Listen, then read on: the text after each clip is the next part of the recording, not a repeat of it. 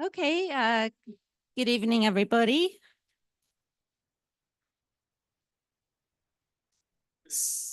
Thank you. Yeah, it's the end of a busy week. So welcome to this session on the International Year of Rangelands and Pastoralists. And it's really, the idea of this was really to provide information on the year, confirm our commitment to it, hopefully get some new recruits to join and to join the movement. And yeah. So first of all, I'd like to thank and to welcome His Excellency Anna Enkbalt of the Mongolian government to make the opening remarks. Thank you.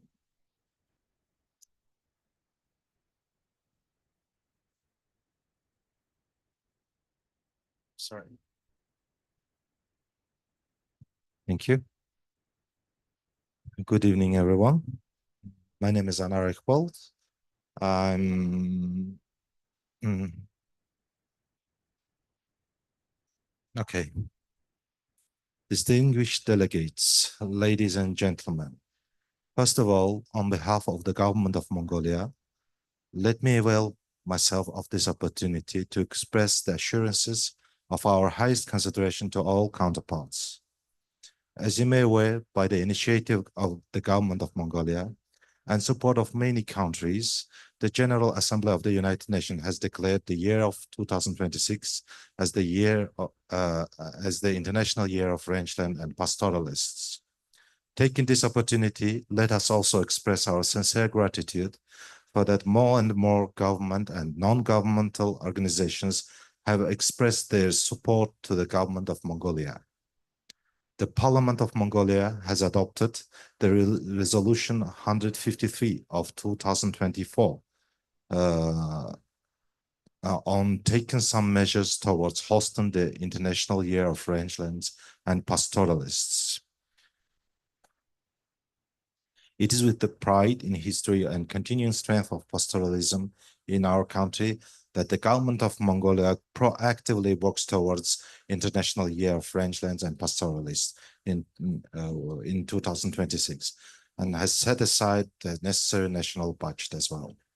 We will be putting the spotlight on rangelands and pastoralists when we also host COP17 of the United Nations Convention to Combat Desertification. As the government of Mongolia, we are grateful that in collaboration with the Mongolian National Federation of Pasture User Groups of Herders, the International Year of Rangeland and Pastoralist CGIAR Global Secretariat proactively and on a volunteer basis works uniting more than 100 countries, 50 members and 465 active partners, including GCG members, establishing about 11 working groups.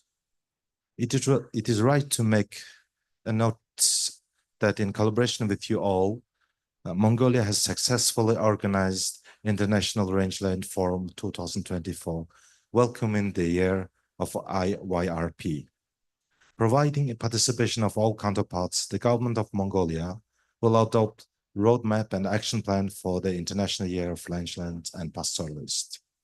Mongolia, as a country with a rich heritage and in pastoralism that includes the majestic Baktun camels, is pleased to see the collaboration of the IYRP supporters with the International Year of Camelids already this year, 2 years before celebrating rangeland and pastoralism more widely.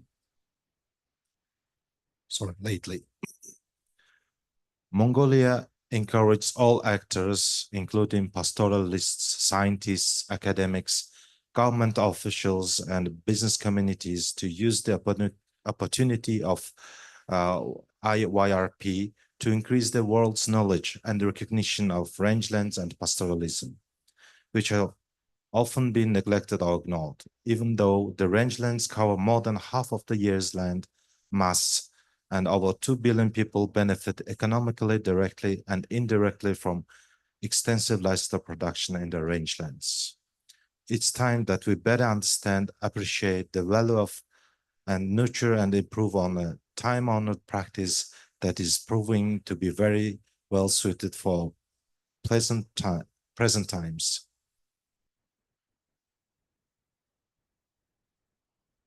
Mhm.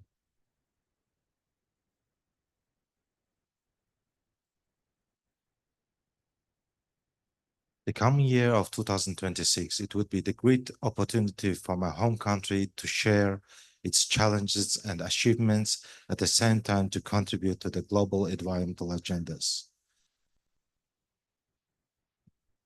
Dear colleagues, you have learned yesterday during COW plenary that Mongolia, Botswana, and Uruguay jointly submitted to this COP16 a draft decision on rangelands and pastoralists in order to bring the issue into the global attention. We are confident that parties would support proponents during the negotiation process. Rest assured that Mongolia will be leading the implementation and scaling up the work we all have done and doing to be the front in for the year 2026. The president of Mongolia, in his statement during UNFCCC COP29 in Baku, stated Mongolia COP17 legacy should be directed on the future of the rangelands and pastoralism as the effort to maximize global recognition of neglected issue. The UNCCD COP17 will be one of the milestone events within International Year Rangeland and Pastoralists plan. By the end of 2026, the government of Mongolia hopes to achieve a stronger appreciation and support of pastoralism as an agroecological practice for healthy rangelands, better human nutrition, and secure and sustainable livelihoods, and also to achieve investments in mobile pastoralism as a contribution to restoring rangelands and ensuring their ecosystem services. Thank you very much for your kind attention.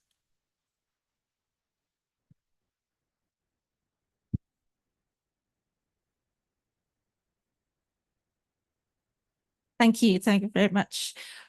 So we're now going to have a short film to set the scene and be inspiration to us thinking about rangelands around the world and the opportunities of the International Year.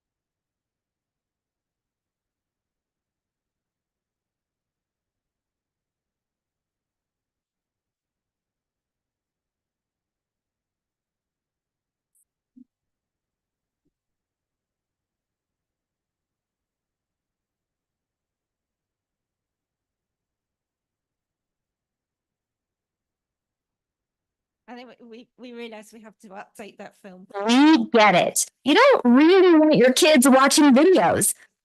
Um, Good. So now I pass over to Ikshan Samuels, who's the co-chair, one of the co-chairs of the Secretariat of the International Year of Rangelands and Pastoralists, to begin to explain a little bit more about the year for the newcomers here. So over to you, Ikshan.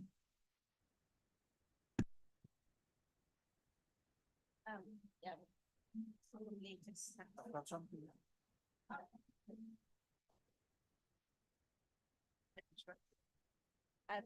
To make the slide. Yeah. Good afternoon, everyone. I was given the task of welcoming you all to the event on the International Year of Rangelands and Pastoralists. So the honorable guests, all the pastoralists who are here, all the IYRP supporters who are here, and all the new IYRP supporters. It's my privilege to welcome you.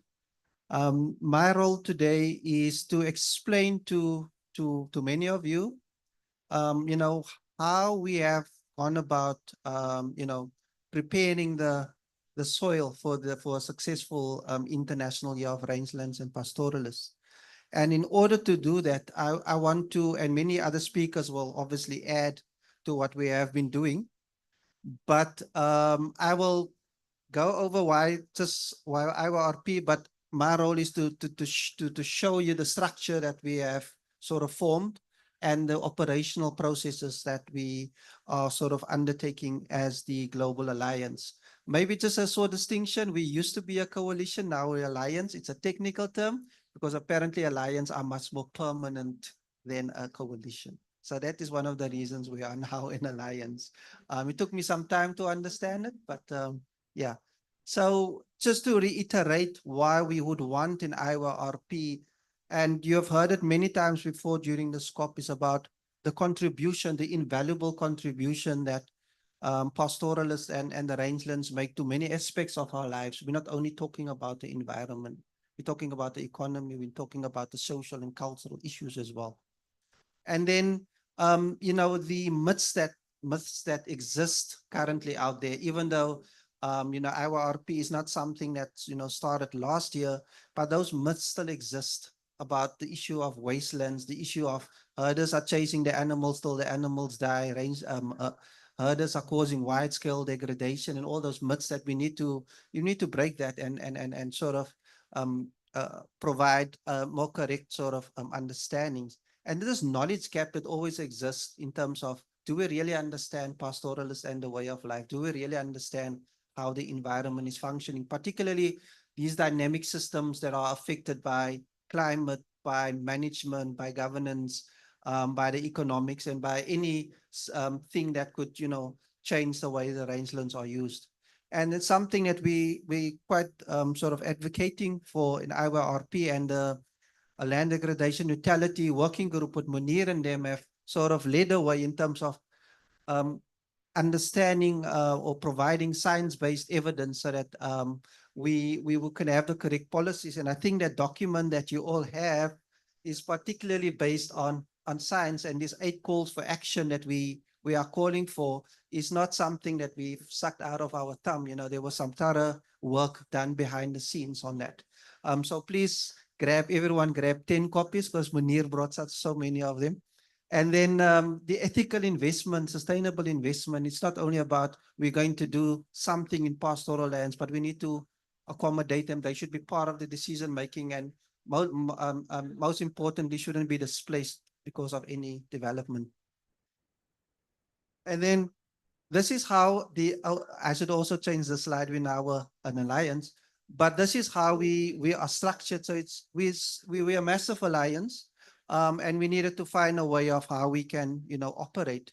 So there are some people who are supporters of IYRP who don't want to be involved, physically or actively, who just want to get updates. So those are those 800 or more people that, just get updates. Then we have the international support group, more active people, and part of that international support group is what we call the global coordinating group. So any decision that IYRP makes goes through that sort of process, and they, approve, should we do this, should we come out with this, should we support who, and so forth. And those are, 50 members of people who have been advocating for pastoralism, for the pastoralists and rangelands for forever. WAMUP, UNEP, ILRI, ILC, CAD, and all of them, So they are not sort of recent actors. They are people who really understand pastoralists and rangelands.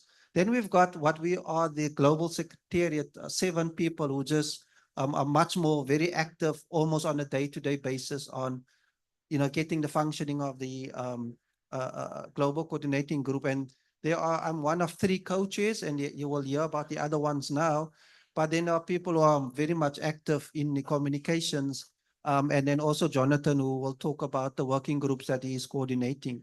And then, under international support group, we have these 10 thematic work groups, looking at different themes. And you will see sometime now later today about the 12 different themes. So for every month of 2026, we have a specific theme that we're going to tackle. And sort of, it doesn't fully align to the working groups, but it's a lot of overlap. And then the 11 regions that we actually have. So we have divided the world into 11 regions, and it's probably familiar to many of you, but the red line is basically the Arctic. It crosses many different continents and so forth. But we have these different 11 regions that we try to devolve some of the operations. But it's also, I know about 2 countries, Germany and my country, South Africa, who have national IYRP groups who have been implementing stuff at the local level. So we've been trying to get people much more at the local level.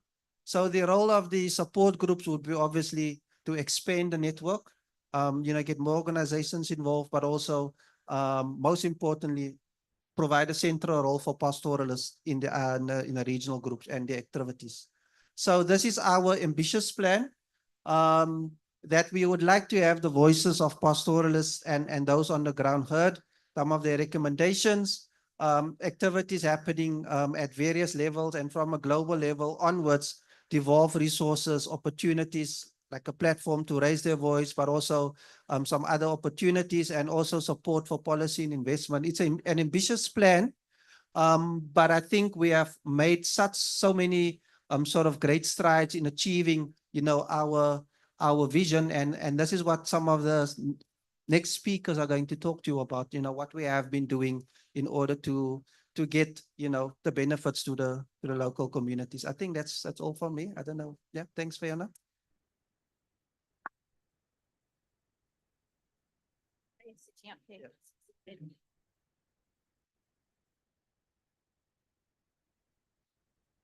Thanks, Susan. So now I pass over to Jonathan. I think. Hang on. Have I got that right? Yes, I have got that right. Yeah. Over to Jonathan, who's the coordinator for the working groups in the structure of the international year. And he will give a brief summary of the working groups and how they function. And then we'll hear from some of the working groups, just a really brief introduction to that working group and tell you what they're doing and where they think they're going.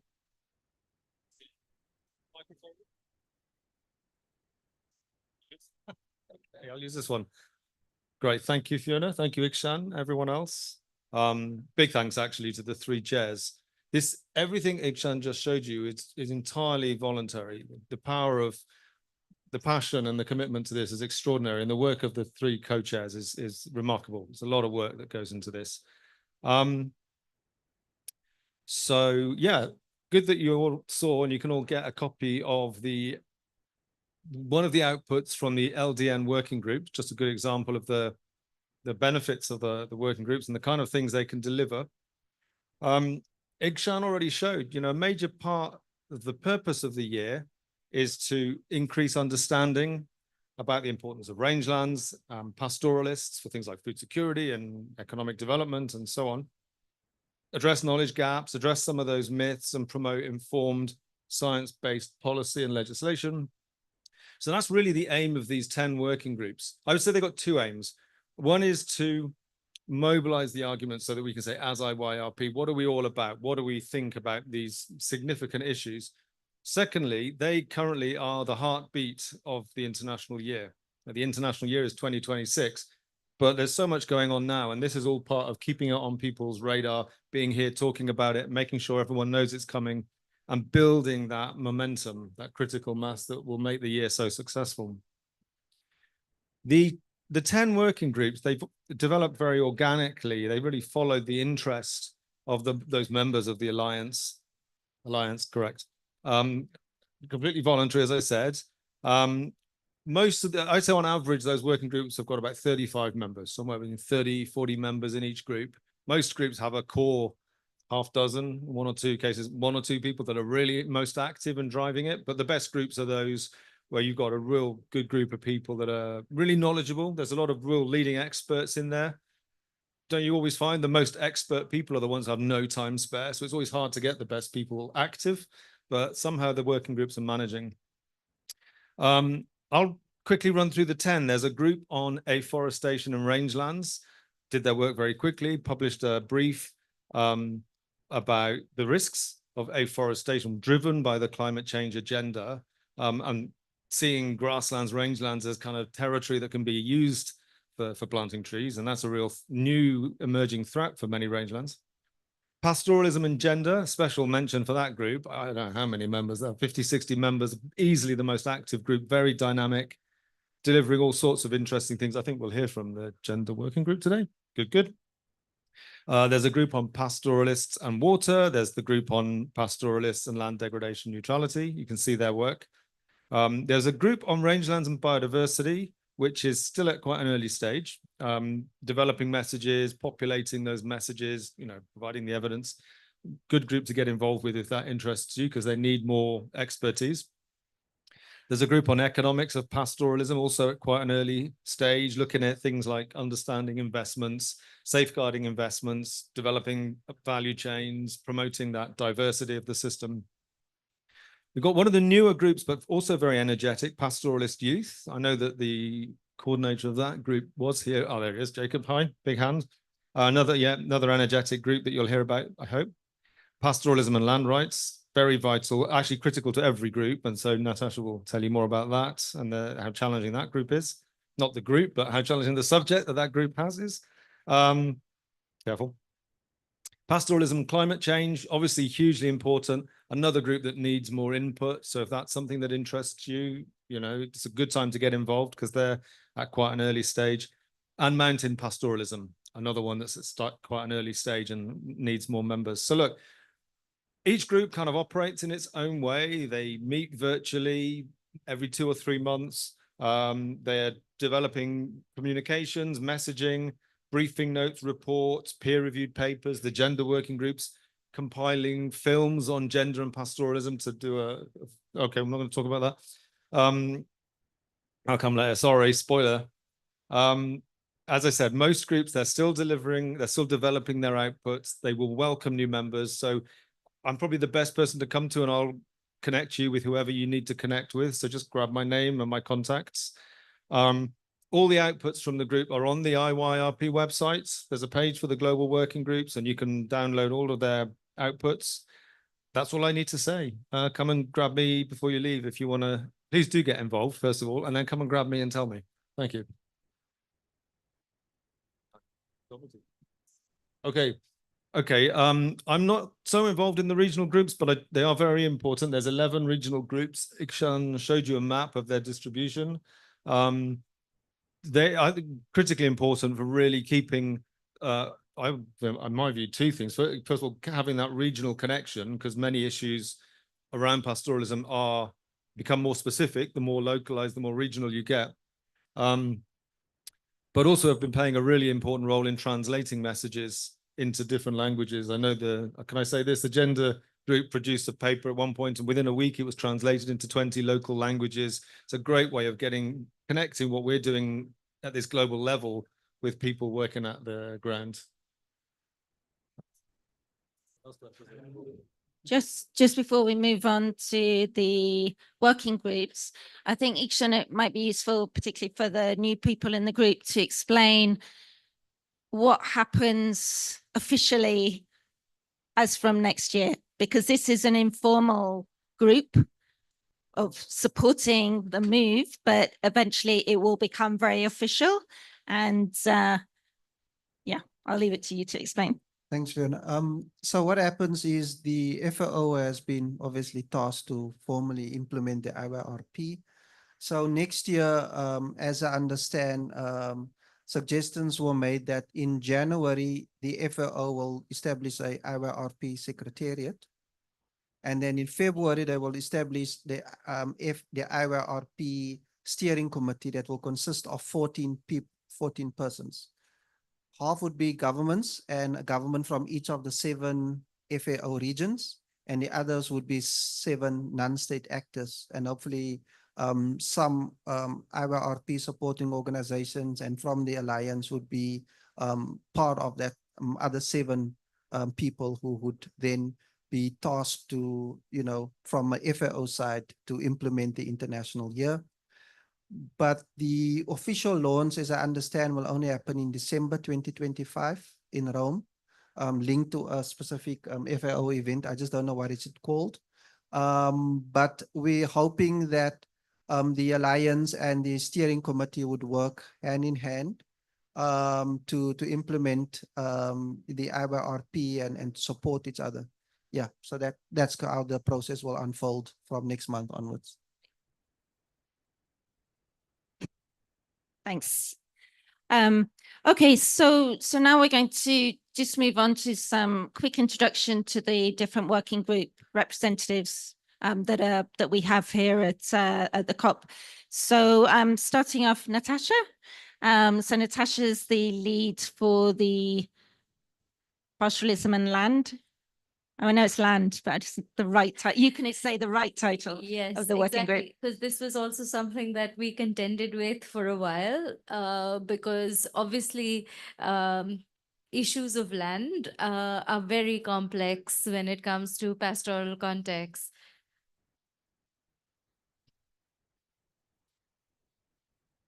No worries. Hello. You look nice. Yes, so as I was saying, that issues of land are very contentious in pastoral context, and this is why I think this is the big challenge that this working group is trying to tackle, which for now is the working group on land tenure, pastoral land tenure. I think we changed or shifted away from the rights terminology, because in many contexts, rights tend to connote ownership, and that's within a sort of framework of fixity, boundedness, that is not something that we think reflects well pastoralists' relationships with land and their resources.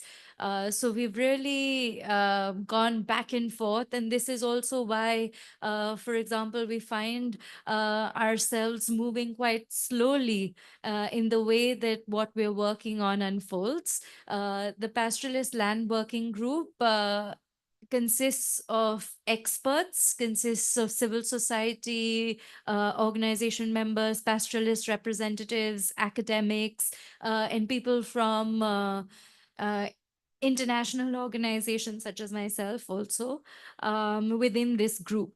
And we are working towards a policy brief on pastoral land tenure, and we have to work very carefully through this terminology, as well as trying to understand the context in which these become applicable and what sort of outcomes are reflected in those ways. So some of the things that, you know, we've been let's say debating or arguing about is whether it should be pastoralist land tenure, land rights. What do we say about mobility? What do we say about the overlapping sort of collective and seasonal or temporal use of land?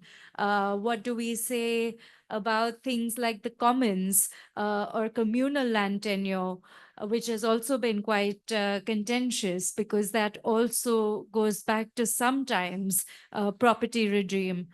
And therefore, we also feel that oftentimes the ethic and rationality of pastoralism is to be adaptable, is to attune to shifts in context. And therefore, we also feel quite hesitant to be prescriptive or to say anything definite, because that in itself, whether we say tenure or rights or whatever else, the very fact of it being definite in itself to us feels as counter to pastoral rationality and ethic. So you see, we work in a lot of tension, going back and forth between what we feel might be right and correct and versus what is needed and what is the contextual realities within which pastoralists operate now.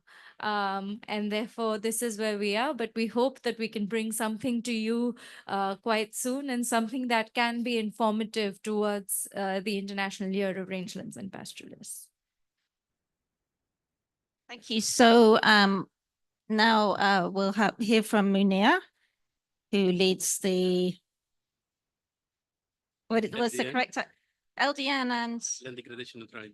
yeah, and pastoralism, isn't it? Yeah. I'm just trying to get the exact titles. Okay, good afternoon, everyone. Thanks, Fiona. So I think with what has been said already and with the flyer, I may not have to say much, given also the time, but I put a few slides together just why LDN? I mean, LDN has been embraced by UNCCD, and it is referred as the state whereby the amount and quality of resources necessary to support ecosystem function and services and enhance food security remains stable or increases. So this is the concept or the entry point where, I mean, the IORP and UNCCD really link well together. So I must say maybe a few things before. As a working group, we started like about 1 year ago, 1.5 years. We developed like a working paper. It's posted already online. From the working paper, we came up with this policy. It's a policy brief, which has 8 calls for action. And at the same time, we submitted a paper. It's a journal. I mean, it's a peer-reviewed journal. Hopefully, it will be accepted. It's being reviewed now. So the 8 calls for action. Number 1 is to stop the indiscriminate conservation of rangeland. This is really, to me, the biggest threat. It's more than even the overgrazing. We always blame overgrazing as number 1, but trust me, because this is when it goes, it doesn't come back. And I mentioned this. There is a picture here from Jordan where they plant. I mean, they do monoculture, barley every year, cultivation. This is depletes the land. There is no soil seed bank. You can, even if you rest the land after this, nothing will come back. So that's number 1. Number 2 is to recognize the importance of pastoral mobility. I mean, grazing. You remember what happened in many places? They dismantled the traditional grazing pattern. So people are settled. They graze around water point. They graze around settlement. And this is really a nightmare because it's overgrazing and degradation. So we need to promote. It's a nature-based solution. Number 3 is to innovate and implement beneficial economic policy and technology. And this is like something new. We need to work like with the value chain around pastoralism and their products. And there is actually a new project led by Fiona. It's called Stellar, which just has to do with the value chain. So this is something which is new, and it's maybe in the future, this is something which we need to focus on. Promote integrated multifunctional land use, like silvopastoralism. I mean, there is, FAO has been working on grazing with trees. It's a new concept. The next one is to strengthen governance and equity. We cannot disagree on this one. Incorporate pastoralists in all decision-making, ensure that they have well-defined legal and customary tenure and access to right, and so on. So everything written here is in the flyer, so you have all the time to read it. Number 6 is to increase rangeland LDN fund. And we put like a target of 30% by 2026. I know it's a challenge, and I hope it will happen. I mean, with what we heard so far, I mean, it's amazing. People, they know more about what's rangeland, what are pastoralists, and I can see there is a shift.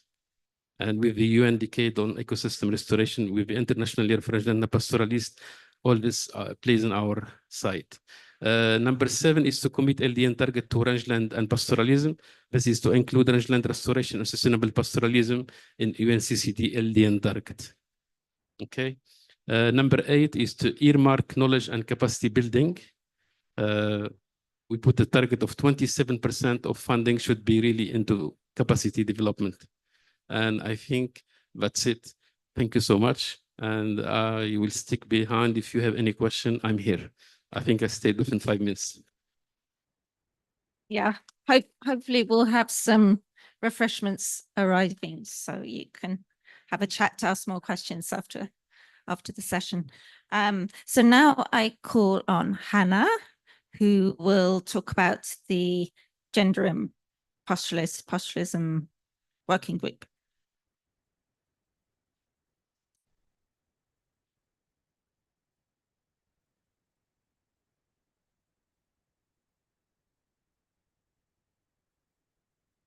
Good evening, everyone. My name is Hannah Longwele from Uganda. I'm a pastoralist and also I'm a woman from the pastoralist community. And we started an organization some years back ago, but we have come a long way under International Year of Rangelands, right from the inception up to today. And so we are strongly supportive of this movement and forever. Yeah, so that is under the gender working group, we are passionately bringing the voices of pastoralists to women from the grassroots up to the national levels and then also to the global levels, so that their voices can be heard, so that they can be involved both in policy processes. They can also be empowered to hone specifically land or rangelands so that we can empower them to diversify. We know that the pastoralist women really undergo a lot of challenges. They undergo a lot of persecution, just like pastoralism is undergoing persecution. So they are also disadvantaged. And so every day they're going through a lot of challenges. So because we really want to make sure that we minimize those challenges together, it's a collaborative approach that we need. We cannot do it alone, neither can institutions or governments. So that is why we are focusing so much on making sure that there's awareness creation in International Year of Rangelands and involvement of women institutions, such as our grassroots institutions, so that we can mobilize support locally, awareness that we have our rights being recognized. Some of us come from challenging countries where we do not have policies that really supports the rights of pastoralists. We have to depend on international instruments to give us rights, and which is really not fair. And so as such, we are using this platform to really enable us to go further. So we believe that moving together as a team really helps. So we also we want to make sure that women are involved in land use plans so that they're involved in the entire processes and they understand these processes. We also want to make sure that we need women, pastoralist women, to also become scientists. And so that we really take that platform so that we can also speak on a well-informed point of view. And also we need to make sure that they're involved in these international events, such as the COPs, and so that their voices can really be heard. Not only that, but we also believe that we need them as well to make sure that their networks, their associations are really supported, they get resources. As we know that women are quite disadvantaged, even if they start up institutions, sometimes they lack capacity, they lack skills and knowledge. And so, and of the biggest is resources. Sometimes you can have these institutions and you lack financing. And so it becomes difficult. So it definitely, I think I'll wrap from there. If you want to read more about our reports, they're all in the International Year of Rangelands and Pastoralism, so that you can dig more, dig deeper. We are also calling upon all members who want more members in the International Year of Rangelands and Pastoralism towards the year. Thank you.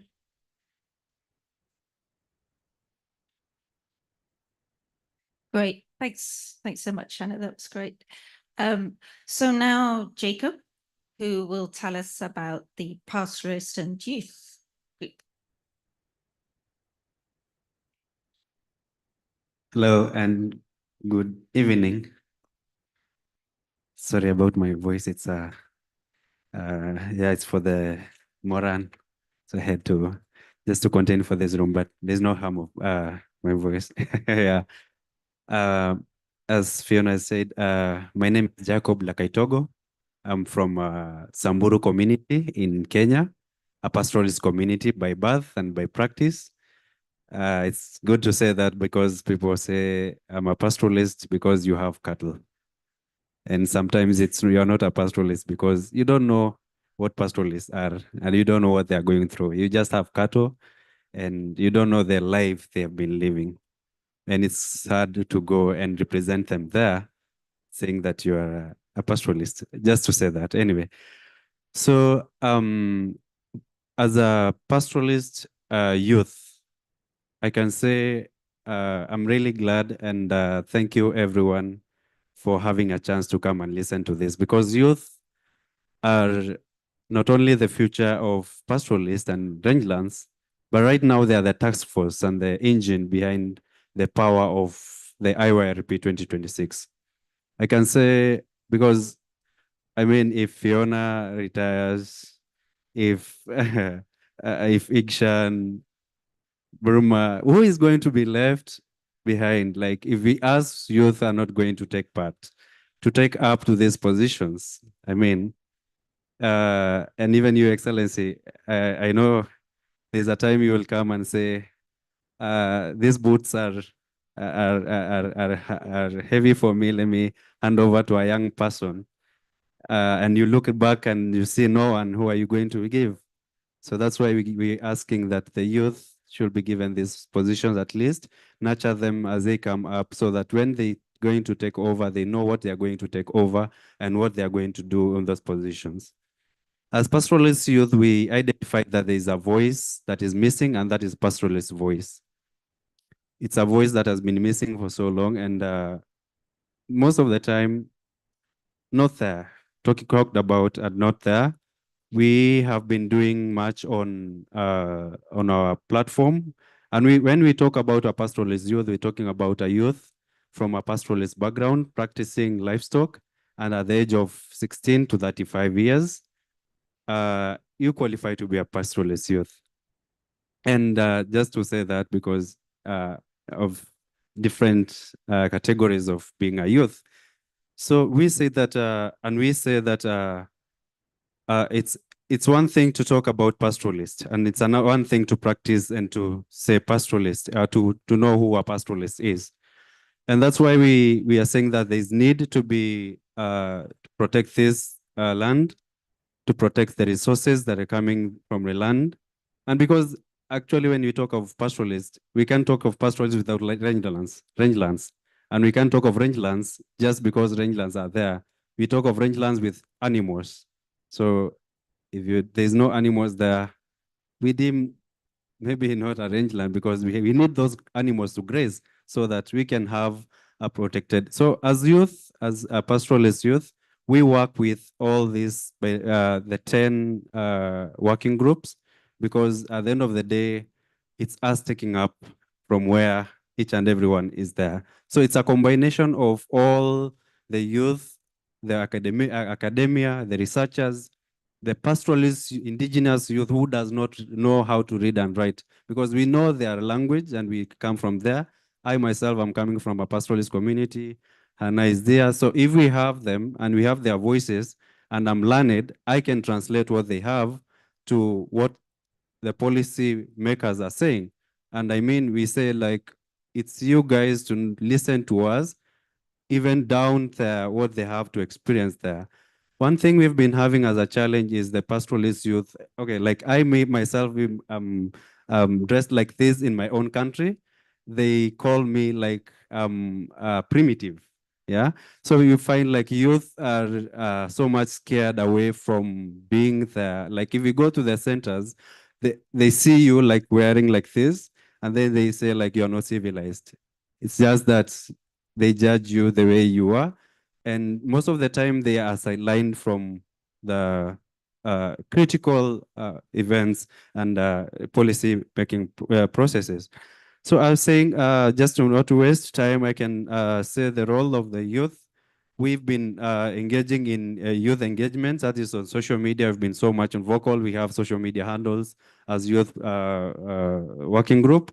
We have so much consultative meetings, webinars. Okay, though this is just online platform so much, but we have these consultative meetings to create global leadership. So what we are doing is we are trying to see next year, we have a Congress, the IRC Congress, which the youth are trying to form a global alliance. We are collecting voices from different parts of the world, Africa, Asia, Brazil, everywhere where America, where the pastoralists are. And we are coming together 2026 year, 2025 in Adelaide. We are coming to form a global youth alliance, because you've seen that if I'm a pastoralist is shouting at Australia and I'm shouting at Africa, we can never form one solid voice. We can only do this by forming one global voice, which is forming a global youth alliance. And we're going to do that year 2025, so that at least, God willing, 2026, we can launch that Global Youth Alliance 2026 come the celebration of the International Year.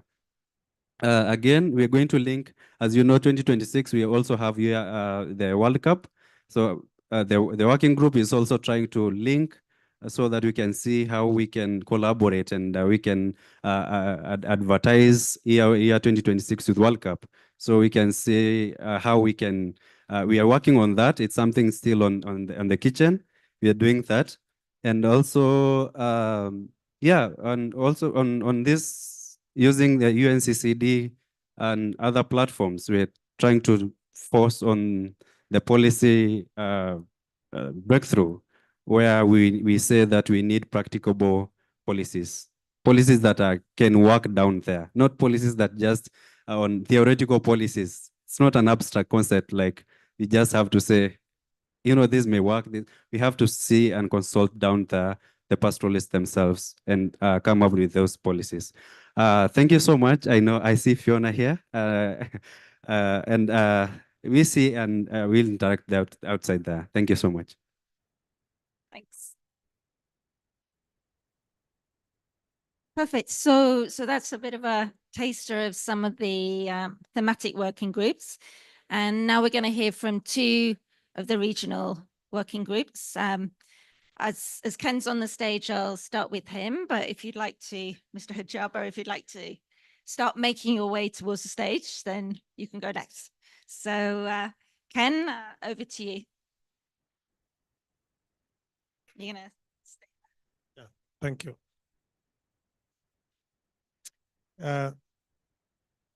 Thank you, Fiona.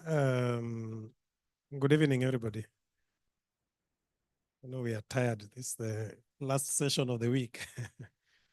My name is Ken, and I am the co-chair for East and Southern Africa, IYRP. And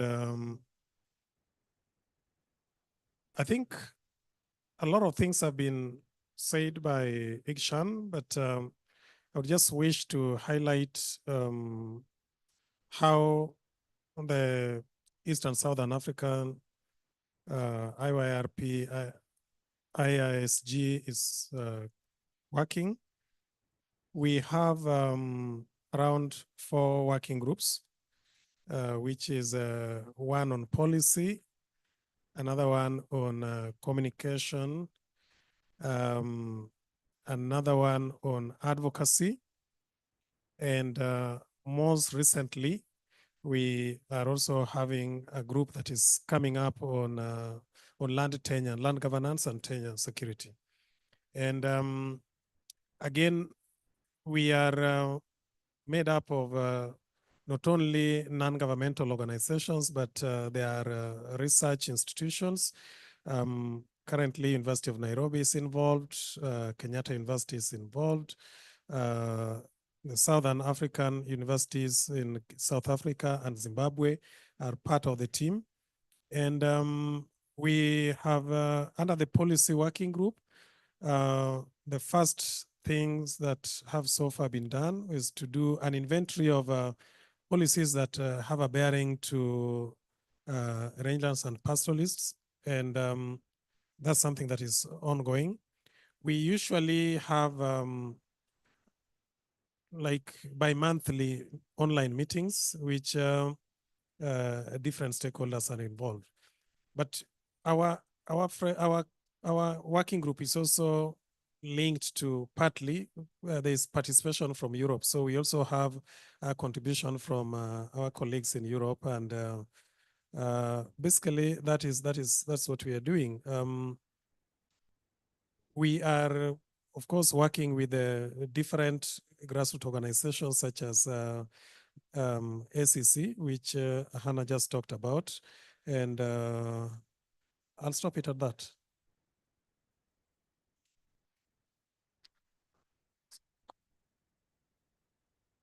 Thanks. And yeah, over to you, Hijaba, to talk about this Central Asia group. Okay, thank you. Good evening, everybody. Yes, I'm Hijaba Ikhambai, a co-chair of Regional Support Group for Central Asia and Mongolia. So we are in our support group working with issues similar to other regions, I think, but we have some specifics in Central Asia. All countries of Central Asia little bit in Makatara transition time period after joining the Soviet Union or something like this. So these issues bring the specifics of policy, legal issues, land tenure. So we're working on that with our members. So in the background, we have Central Asian Pastoral Alliance, CAPA. So this is our some structure which we are our members support group working with other members. So in SAPA, we have some clusters. We have cluster on community land, because Central Asia is very important, bringing the herders, pastoralists to participate on decision making or management of their lands, pastoral lands, through community management, because before it was managed by central government during the last period. So we encouraging the community-based natural management in Central Asia. A few models on that in specifics of this country. So it's evolving and improving. We are helping, and of course, this policy is changing. Sometime, time by time, it's different legal, different policy comes.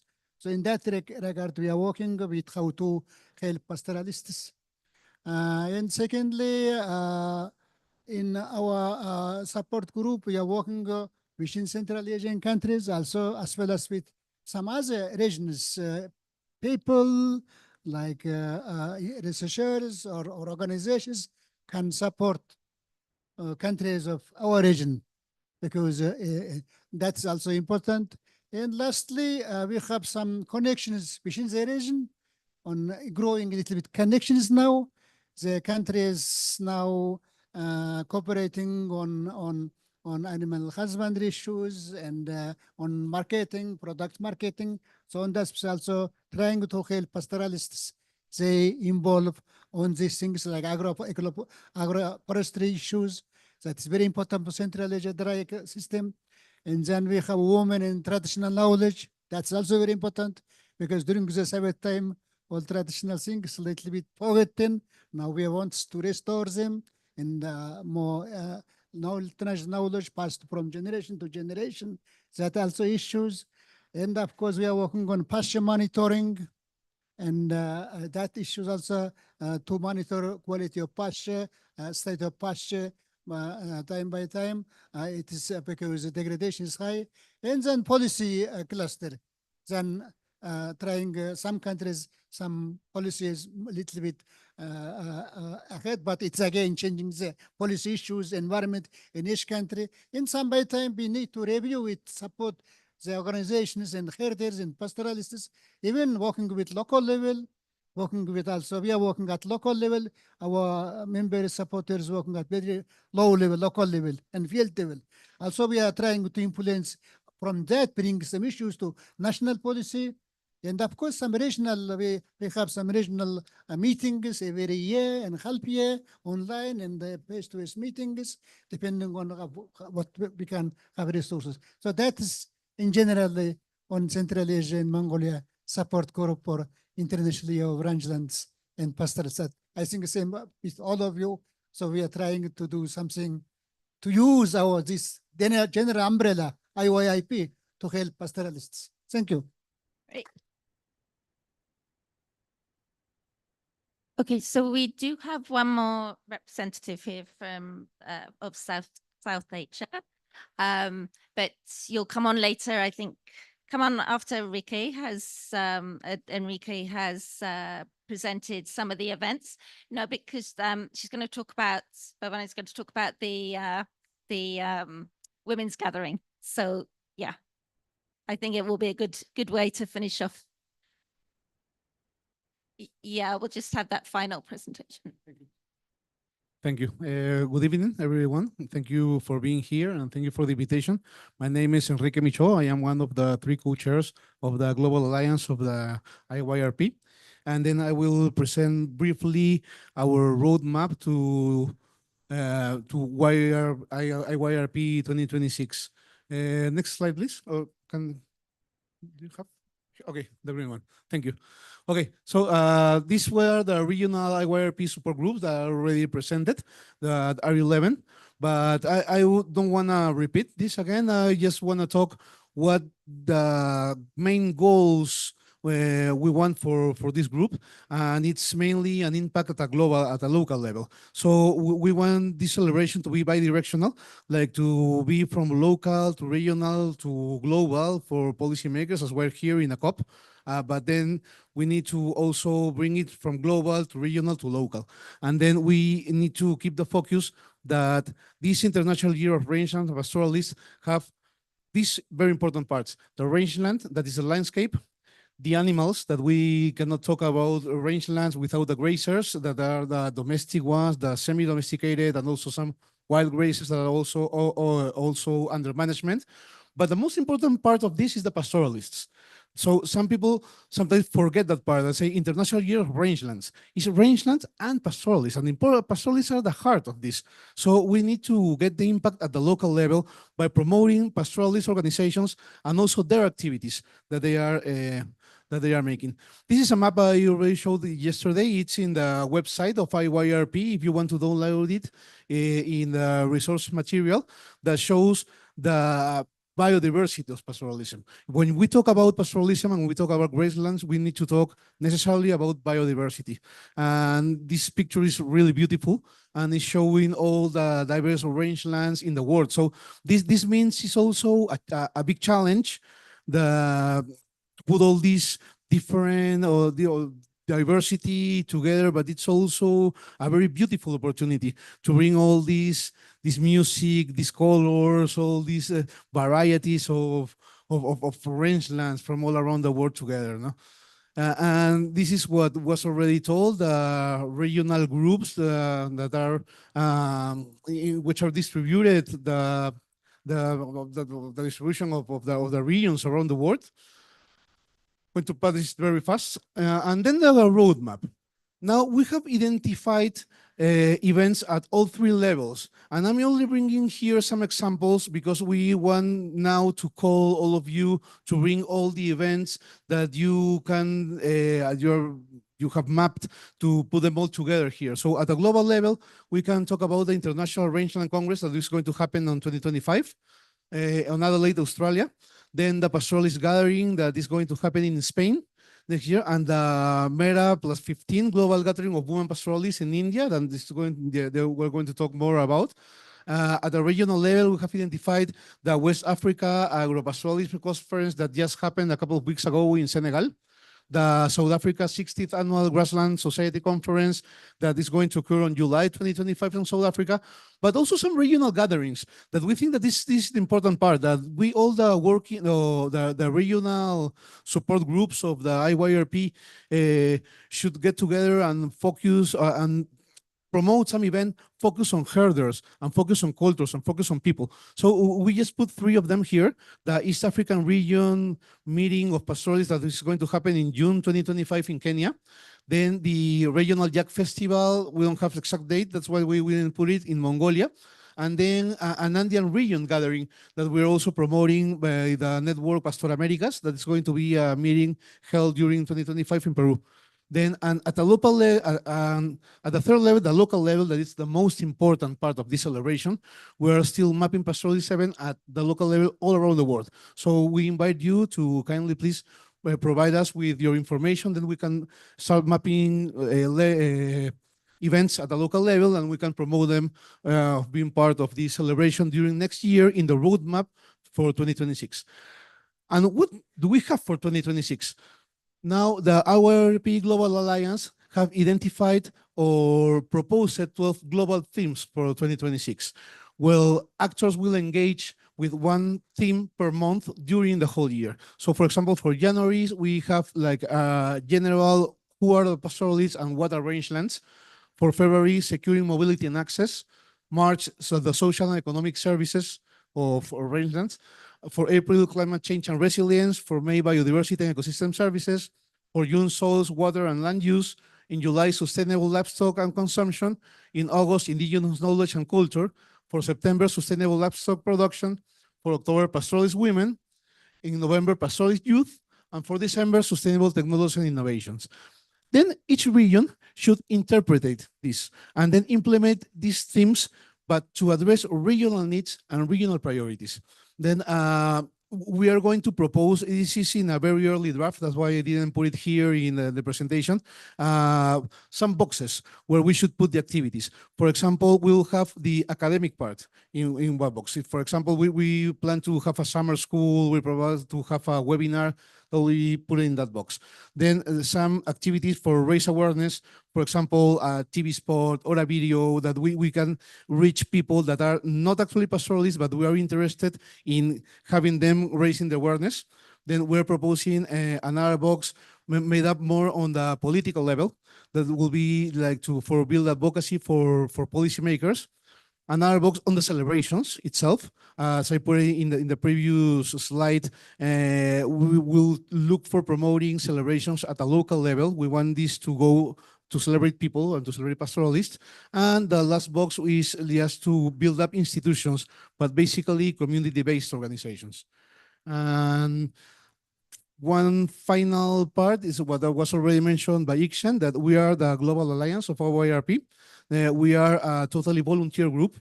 We're making up all this structure as a proposal. Then FAO will provide or will name next year the official group that will be in charge of the year designed by United Nations. But we think that one of our biggest challenge or one of our best goals could be that what will happen after 2026, because to make a celebration and to map activities for a whole year will be very important for sure, but what will happen after this? And we want maybe to promote something institutional to stay for rangelands and for pastoralists and to build up institutionality like forever. Thank you very much.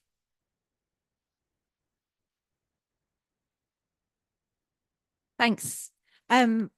So Bhavana, would you like to just explain a little bit more about the Pastoralist Women Gathering?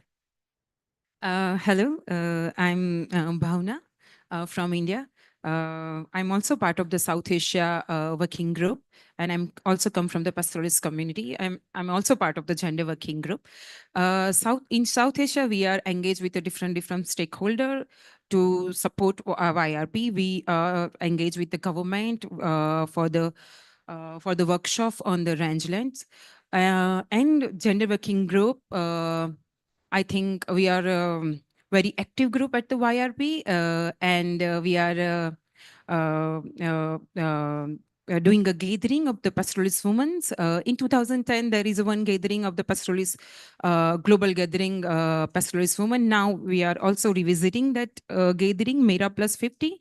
And of course, there are many people who are active, like Fiona, Nitya, and they are doing a great work to making this gathering large. So we are expecting 50 plus women in this global gathering women at Mera. And as a Pastoral Alliance, I'm also president of the Pastoral Alliance, and we are hosting this gathering. Of course, we are searching resources for this, but we all welcome you at India to attending this gathering. Thank you.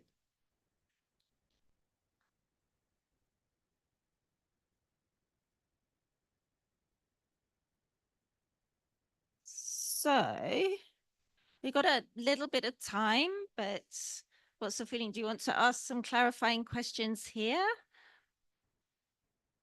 Adam? Yep, she's closing. Yeah. Yeah. So we got a little bit of time here. We can either move the discussion outside, have some mocktails and discuss out there. Or if there's something really strong you want clarifying in front of the group, we can do it here. Yes.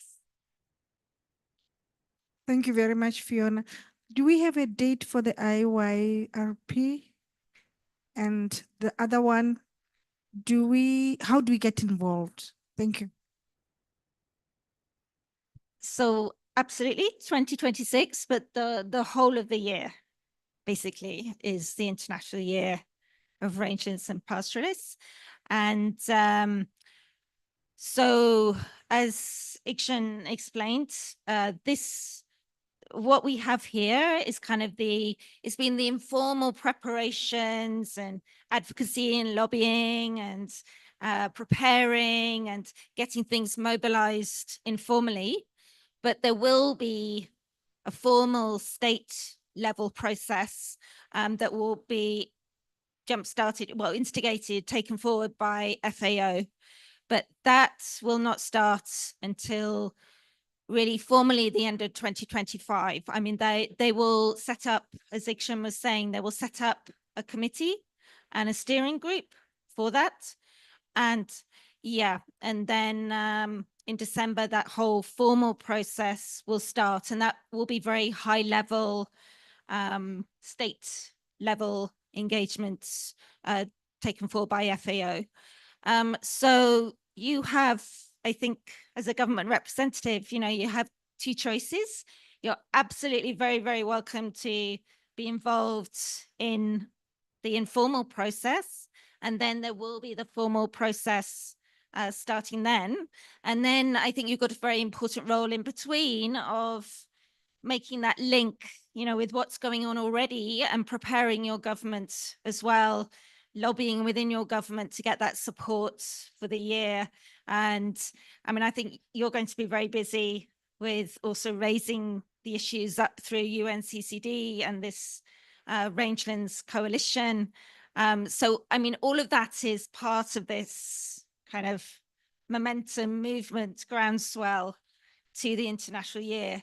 So, yeah, I think we've all been saying, how can we support you and the other member states that have put forward their forward approval for raising rangelands as an issue within rangelands and pastoralists as an issue within UNCCD. So I think that's something that we can help with. But yes, it's kind of options there for government representatives. Yeah. So I think, yeah, if there's no other burning questions, I think I'll turn over to Burma, who's the the third co-chair of the of the Alliance. And then we can continue the conversation outside over some drinks. Okay, so I would like to say thanks for everyone who is doing your effort for this year. So year is initiated from Mongolian government, but everyone is voluntarily working from all around the world, and then who are working for the working groups, who are working for co-chairs, and who are working for supporting groups. You did a lot until now. I think there's a lot of things also we have to do it.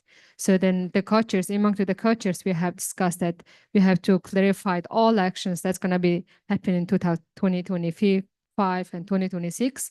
And then we are trying to share all the countries as soon as possible. It's going to be also include the input of Mongolian government, I hope. So then like it's going to be ready at least like mid of next year. And then that it can be like clarify all of the action plans, you know. And then we try to have also the inputs from other countries as well. So this is what we discussed so far. I think, so then I would like to like really appreciate it, all of you for this huge effort for IRP. Thank you. Thanks. Thanks, everyone. And yeah, please do join us for some drinks outside. You wanted to say? Sorry. And I requested that those who have been with the IYRP Alliance maybe for a group photo. Can we do that? Thanks. Should we do it maybe